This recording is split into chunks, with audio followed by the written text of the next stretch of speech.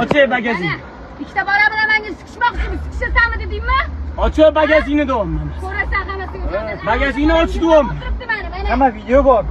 Bagajini och deyapman. Hamma kamera bor. Oz Sen ko'rasan. vaqtimni olasan. Oz ko'rasan. Sendagi erkaklar ko'payib ketdi. Bagajni och. Bo'la oz ko'rasan. Bo'l. Bo'la oz ko'rasan. Hozir bu yerda kim haq desa, hamma 100% emas, 1000% taksist, ya'ni shofir haq deydi va hammasi to'g'ri aytadi. Siz opan gaplarini eshitdilaringiz, unaqa gapirmagan, masalan, videoda ham bordi, opa ham bemalol video olishi mumkin edi, o'sha gaplarni aytib turib, mana deb turib ko'rsatish mumkin edi, unda video yo'q. Va men bitta narsadan xursandman, qaysi narsadan? O'zi hozirgi kunda ayollarni o'tadigan qilib qo'ygandi. U haq, nohaq ikkinchi darajali bo'lib qoladi. Prosta ayollikimi, bu ayol parab, u yutdi degan.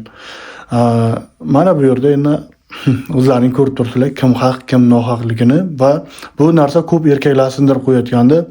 Va yana bitta gap aytaman, taksist akalarga, akalar, doimo sizlar kamera qo'yib yuringlar, kamerani qo'shib yuringlar mashinalaringga. Sizlar o'z fikrlaringizni yozib ketinglar.